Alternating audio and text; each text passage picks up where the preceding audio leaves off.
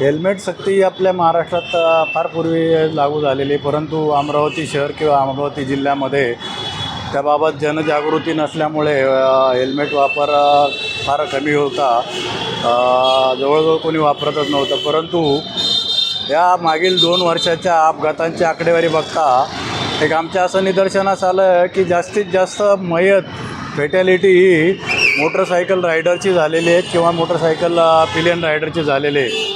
त्यामुळं हेल्मेट वापरणं हे किती अनिवार्य आहे आमच्या लक्षात आलं आणि मग एक प्रायर लोकांना त्याचं माहिती मिळावी, त्याचं नॉलेज व्हावं म्हणून एक अवेअरनेस प्रोग्राम आम्ही महिनाभर राबवले आणि आज आम्ही अंमलबजावणी करण्याची त्यांना डेडलाईन दिली होती.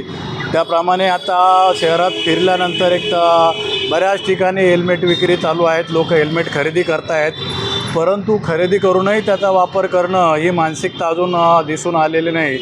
त्यामुळे आजही आम्ही लोकांना थांबवून हेल्मेट वापरण्याबद्दल अवेअर करत आहोत आणि आगामी काळामध्ये उद्यापासून त्या कारवाईला प्रभावीपणे सुरुवात होईल हेल्मेट अंमलबजावणीची.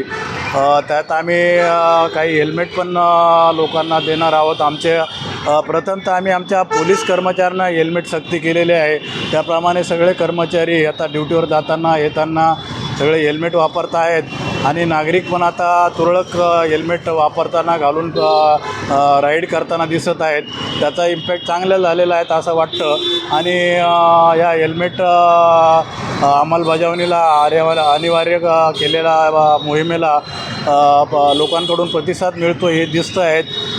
हेल्मेटची विक्री पण वाढलेली आहे. त्याच्यावरूनही एक लक्षात येतं आहे की लोकांकडे तो मेसेज गेलेला आहे आणि लोकांनाही त्याचं महत्त्व पटलेलं आहे आणि या पुढील काळात ती हेल्मेटची सक्ती ही प्रभावीपणे राबवण्यात येईल.